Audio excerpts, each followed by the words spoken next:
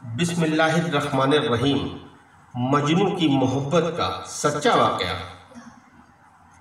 ایک بار مجنو کو کسی نے دیکھا کہ ایک کتے کے پاؤں چوم رہا ہے۔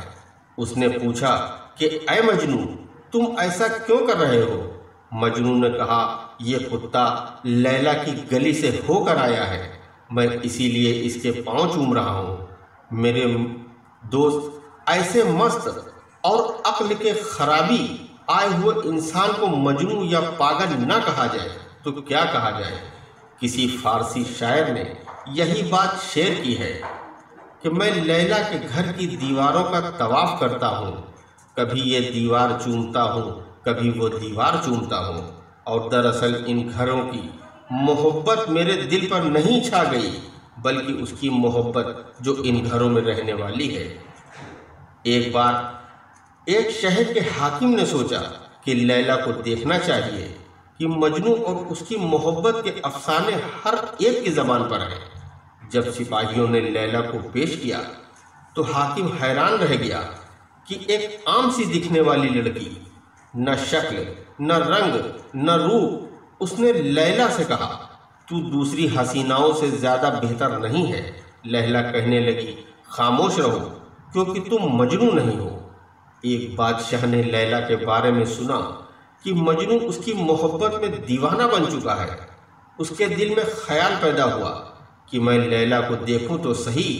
جب اس نے لیلا کو دیکھا تو اس کا رنگ کالا تھا اور شکل بھردی تھی تو اتنی کالی تھی کہ اس کے ماں باپ نے لیل یعنی رات جیسی کالی ہونے کی وجہ سے اس کو لیلا نام دیا۔ لیلا کے بارے میں بادشاہ کا خیال تھا کہ وہ بڑی نازنین اور پری جیسے چہرے کی ہوگی، مگر جب اس نے لیلا کو دیکھا تو اس نے کہا، تو دوسری عورتوں سے زیادہ خوبصورت نہیں ہے۔ جب بادشاہ نے یہ کہا تو لیلا نے جواب میں کہا، خاموش ہو جاؤ، تمہارے پاس مجنو کی نظر نہیں۔ اگر مجنو کی نظر ہوتی تو تمہیں دنیا میں میرے جیسا خوبصورت کوئی نظر نہیں آتا۔ مولانا رومی رحمۃ اللہ علیہ فرماتے ہیں کہ ایک بار مجنو کو کسی نے دیکھا کہ ریت کی ڈھیر پر بیٹھا کچھ لکھ رہا ہے۔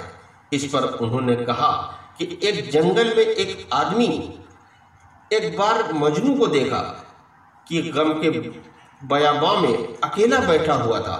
ریت کو اس نے کاغذ بنایا ہوا تھا اور اپنی انگلی کو قلم، اور کسی کو خط لکھ رہا تھا۔ اس نے پوچھا کہ مجنو، شیدا تو کیا لکھ رہا ہے؟ تو کس کے نام میں یہ خط لکھ رہا ہے؟ مجنو نے کہا، لیلا کے نام کی مشق کر رہا ہوں، اس کے نام کو لکھ کر اپنے دل کو تسلی دے رہا ہوں۔ ایک بار ایک آدمی نماز پڑھ رہا تھا۔ مجنو لیلا کی محبت میں غرق تھا۔ وہ اسی مدہوشی میں اس نمازی کے سامنے سے گزر گیا۔ اس نمازی نے نماز پوری کر کے مجنو کو پکڑ لیا اور کہنے لگا، تو نے میری نماز خراب کر دی، تو میرے سامنے سے گزر گیا، تجھے اتنا نظر نہیں آیا؟ اس نے کہا کہ خدا کے بندے، میں مخلوق کی محبت میں گرفتار ہوں، مگر وہ محبت اتنی حاوی ہوئی کہ مجھے پتہ نہ چلا کہ میں کس کے سامنے سے گزر رہا ہوں، اور تو خالق کی محبت میں گرفتار ہو کر نماز پڑھ رہا تھا، تو تجھے اپنے سامنے سے جانے والوں کا کیسے پتہ چلا؟